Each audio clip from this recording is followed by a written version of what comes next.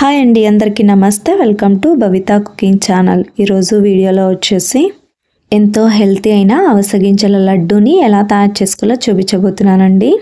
ఈ లడ్డూని రోజుకొకటి తిన్నా చాలా మంచిదండి.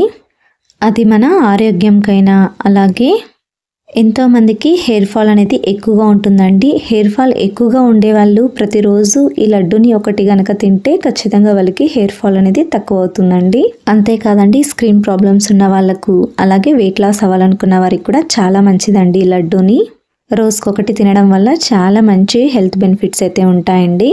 మరి ఇక ఈ లడ్డు ఎలా తయారు చేసుకోవాలో చూద్దాం రండి. ముందుగా స్టవ్ మీద ఒక బాండీని ఉంచి అందులోకి అరకప్పు దాకా బాదాంని వేసుకొని స్టవ్ని మీడియం ఫ్లేమ్లో ఉంచుకొని బాదాంని ఫ్రై చేసుకోండి. ఇవి కాస్త రోస్ట్ అయిన తర్వాత ఇందులోకి 2 టేబుల్ స్పూన్ల దాకా జీడిపప్పును కూడా వేసుకొని రోస్ట్ చేసుకోండి. వీటిని 2 నిమిషాల పాటు స్టవ్ని మీడియం ఫ్లేమ్లో ఉంచుకొని రోస్ట్ చేసుకోండి. లైట్గా రోస్ట్ చేసుకున్న తర్వాత వీటిని పక్కకు తీసుకోండి. ఇలా రోస్ట్ చేసుకున్న వీటిని పక్కకు తీసుకున్న తర్వాత అదే బాండీలోకి అరకప్పు దాకా అవిసె గింజల్ని వేసుకోండి. వీటిని ఇప్పుడు వేపండి. వీటిని వేయించుకునేటప్పుడు స్టవ్ని లో టు మీడియం ఫ్లేమ్లో ఉంచుకొని వేయించుకోవాలి. వీటిని వేయించుకునేటప్పుడు కంటిన్యూగా కలుపుకుంటూనే వేయించుకోవాలండి. ఈ అవిసె గింజలు అనేవి ఎక్కువగా రోస్ట్ అయిపోయి మాడిపోతే గనక లడ్డు అనేది అంత టేస్టీగా రాదండి, చేదుగా వచ్చేస్తుంది. అందుకోసమే మంటను లో ఫ్లేమ్లోనే ఉంచుకొని ఇలా కంటిన్యూగా కలుపుకుంటూ వేయించుకోవాలి. ఈ అవిసె గింజల్లో న్యూట్రిషన్స్ అయినా ఫైబర్ అయినా ప్రోటీన్స్ అయినా కూడా ఎక్కువగా ఉంటాయండి. అందుకోసమే వీటితో తయారు చేసుకున్న లడ్డూని డైలీ ఒక లడ్డు తినడం వల్ల మంచి హెల్త్ బెనిఫిట్స్ ఉంటాయండి. చాలా మంచిదండి.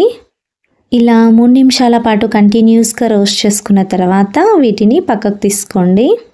నెక్స్ట్ ఇదే బాండీలోకి 1 టేబుల్ స్పూన్ దాకా తెల్ల నువ్వుల్ని వేసుకొని వీటిని కూడా స్టవ్ని లో ఫ్లేమ్లో ఉంచుకొని ఒక 2 నిమిషాల పాటు వేయించుకోండి. మరి ఎక్కువగా కూడా రోస్ట్ చేసుకోకుండా 2 నిమిషాల పాటు రోస్ట్ చేసుకుని వీటిని కూడా పక్కన ఉంచేసుకొని చల్లార్చుకోండి. నెక్స్ట్ వచ్చేసి ఒక మిక్సీ జార్ని తీసుకొని అందులోకి ముందుగా వేయించి పెట్టుకున్న బాదం కాజుని వేసుకోండి. ఒకసారి గ్రైండ్ చేసుకోండి. కచ్చాపచ్చాగా గ్రైండ్ చేసుకున్న తర్వాత ఇందులోకి వేయించి పెట్టుకున్న అవిసె గింజల్ని వేసుకోండి. అలాగే వేయించి పెట్టుకున్న తెల్ల నువ్వుల్ని కూడా వేసుకోండి. ఇప్పుడు మూత పెట్టేసి మెత్తగా అయ్యేంత వరకు కూడా గ్రైండ్ చేసుకోండి. చూడండి, ఇలా మెత్తగా అయ్యేంత వరకు గ్రైండ్ చేసుకున్న తర్వాత ఈ పౌడర్ని మొత్తం కూడా ఒక మిక్సింగ్ బౌల్లోకి వేసుకోండి. ఇలా గ్రైండ్ చేసి పెట్టుకున్న పొడిని మొత్తం కూడా మిక్సింగ్ బౌల్లోకి వేసుకున్న తర్వాత ఒకసారి బాగా కలపండి. ఎక్కడ కూడా ఉండలు అనేవి లేకోకుండా ఇలా బాగా మ్యాష్ చేసేసుకొని బాగా మిక్స్ చేసుకొని పక్కన ఉంచుకోండి. నెక్స్ట్ వచ్చేసి 1 కప్పు దాకా ఖర్జూరాన్ని తీసుకోండి. నేను ఇక్కడ మెత్తగా ఉండే ఖర్జూరాన్ని తీసుకున్నానండి. వీటిని ఇప్పుడు ఇందాక గ్రైండ్ చేసి పెట్టుకున్న మిక్సీ జార్ని తీసుకుని అందులోకి ఖర్జూరంలో ఉండే సీడ్స్ని తీసేసి ఖర్జూరాన్ని అందులోకి వేసుకోండి. మిగతా ఖర్జూరాలని కూడా సీడ్స్ని తీసేసి మిక్సీ జార్లోకి వేసుకోండి. నెక్స్ట్ అదే మిక్సీ జార్లోకి 1 టేబుల్ స్పూన్ దాకా ఎండు ద్రాక్షని కూడా వేసుకొని ఇప్పుడు మూత పెట్టేసి మెత్తగా గ్రైండ్ చేసుకోండి. ఇలా గ్రైండ్ చేసుకున్న ఈ మిశ్రమాన్ని పక్కన ఉంచుకోండి. నెక్స్ట్ వచ్చేసి గ్రైండ్ చేసి పెట్టుకున్న అవిసె గింజల పొడిని తీసుకొని ఇందాక గ్రైండ్ చేసి పెట్టుకున్న ఖర్జూరం పేస్ట్ని మొత్తం కూడా అందులోకి వేసుకోండి. ఇలా గ్రైండ్ చేసి పెట్టుకున్న ఖర్జూరం పేస్ట్ని మొత్తం కూడా ఇందులోకి వేసుకున్న తర్వాత ఇప్పుడు బాగా కలుపుకోవాలండి. ఈ అవిసె గింజలు ఖర్జూరం మొత్తం కూడా బాగా కలిసేటట్టు కలుపుకోవాలి. ఇందులోకి నేను ఖర్జూరాన్ని మాత్రమే వాడుతున్నానండి. బెల్లం కానీ షుగర్ని కానీ ఏమీ వేసుకోవట్లేదు. మీరు కాస్త స్వీట్నెస్ని ఇష్టపడేవారు అయితే గనక కొద్దిగా బెల్లం తురుమును వేసుకొని కొద్దిగా నెయ్యిని వేసుకొని అయినా సరే కలుపుకొని ఉండల్లా చుట్టుకోవచ్చండి. లేదు హెల్తీగానే తయారు చేసుకోవాలనుకుంటే కనుక ఖర్జూరం మాత్రమే ఇలా గ్రైండ్ చేసేసుకొని వేసుకొని ఇలా కలుపుకుంటే ఇలా ముద్దలా తయారవుతుందండి. మీరు ఇలా బాగా కలుపుకున్న తర్వాత కొద్దిగా పొడి పొడిగా గనక అనిపిస్తే కొద్దిగా నెయ్యిని వేసుకొని ఒకసారి బాగా కలిపేసి ఉండల్లా చుట్టుకోండి. మనకు బాగా ఇలా కలుపుకుంటున్నప్పుడే కన్సిస్టెన్సీ అనేది తెలిసిపోతుందండి. ఇలా మనం చుట్టు కానీ మన చేతికి అంటుకోకుండా కూడా లడ్డూలా చుట్టేసుకోవచ్చండి. మీకు ఒకవేళ గనక చేతికి అతుక్కున్నట్టు గనక అనిపిస్తే కొద్దిగా నెయ్యిని చేతికి అప్లై చేసేసుకొని ఉండల్లా చుట్టుకోవచ్చండి. ఇలానే మీరు సేమ్ ప్రాసెస్లో ఉండల్లా చుట్టుకోవచ్చండి. నెక్స్ట్ వచ్చేసి మనం తినేటప్పుడు డ్రై ఫ్రూట్స్ పలుకులు అనేవి నోట్లో తగులుతుంటే చాలా రుచిగా ఉంటుంది అనిపిస్తే గనక మీరు ఇలా నేను చూపిస్తున్న విధంగా చేతితో మధ్యలోకి ప్రెస్ చేస్తూ అందులోకి ఒక బాదం కానీ లేదంటే కాజు పిస్తా మీకు నచ్చిన డ్రై ఫ్రూట్స్ని మధ్యలో ఉంచేసి ఇక్కడ నేను చూపిస్తున్న విధంగా క్లోజ్ చేసుకోండి. ఇలా డ్రై ఫ్రూట్స్ని ఉంచిన తర్వాత చుట్టూ కూడా ఇలా క్లోజ్ చేసేసుకొని మరి సేమ్ ప్రాసెస్లోనే ఇలా ఉండల్లా చుట్టుకోవాలండి. ఇలా కూడా ఉండల్లా తయారు చేసుకోవచ్చండి. ఈ లడ్డూల్ని మనం తినేటప్పుడు నోట్లో డ్రై ఫ్రూట్స్ పలుకులు తగులుతుంటే ఇంకా మంచి టేస్ట్ని ఇస్తుందండి. ఇలానే మధ్యలో మీకు నచ్చిన డ్రై ఫ్రూట్స్ని ఉంచి సేమ్ ప్రాసెస్లోనే లడ్డూల్ని ప్రిపేర్ చేసుకోవచ్చండి. బాదం మాత్రమే కాదండి, మీకు నచ్చిన డ్రై ఫ్రూట్స్ని యూస్ చేసుకోవచ్చు. అలాగే చాక్లెట్స్ని కూడా ఉంచి మనము ప్రిపేర్ చేసుకోవచ్చండి.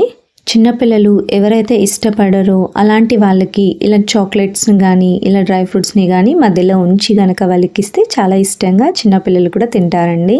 ఇలానే సేమ్ ప్రాసెస్లో మిగతా లడ్డూలన్నిటినీ కూడా ప్రిపేర్ చేసుకున్న తర్వాత నెక్స్ట్ వచ్చేసి పైనుండి లడ్డూల్ని గార్నిషింగ్ చేసుకోండి. మీరు కావాలనుకుంటే ఇలా ఎండు కొబ్బరితో గనక గార్నిషింగ్ చేసుకోండి, లేదా డ్రై ఫ్రూట్స్ని కచ్చాపచ్చాగా దంచి డ్రై ఫ్రూట్స్తో కూడా గార్నిష్ చేసుకోవచ్చండి. లేదంటే తెల్ల నువ్వుల్ని కూడా లైట్గా రోస్ట్ చేసేసుకుని వాటిని కూడా గార్నిషింగ్గా యూస్ చేసుకోవచ్చండి.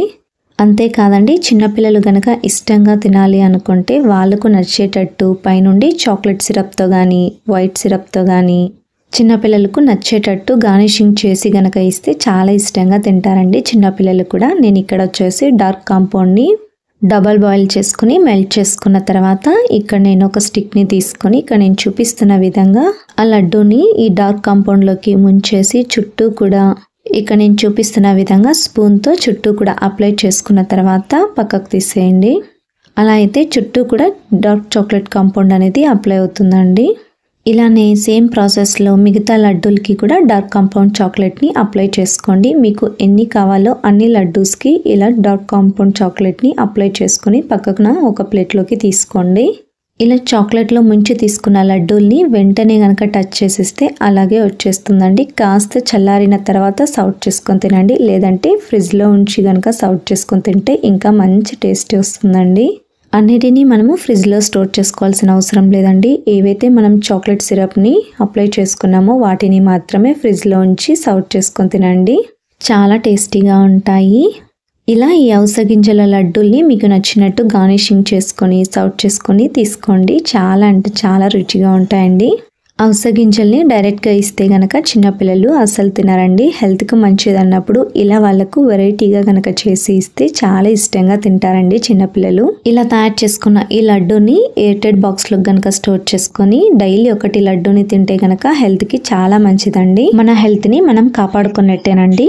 మరి ఈ హెల్తీ లడ్డూల్ని తప్పకుండా మీరు కూడా ఇంట్లో ట్రై చేయండి. మీకు ఎలా వచ్చిందో మీ ఫీడ్బ్యాక్ని కింద కామెంట్ సెక్షన్లో కామెంట్ చేయండి. అలాగే లైక్ చేయండి, షేర్ చేయండి, సబ్స్క్రైబ్ చేయండి. ఇలాంటి మరెన్నో మంచి మంచి వీడియోస్తో మీ ముందుకు వస్తా. Thank you for watching video.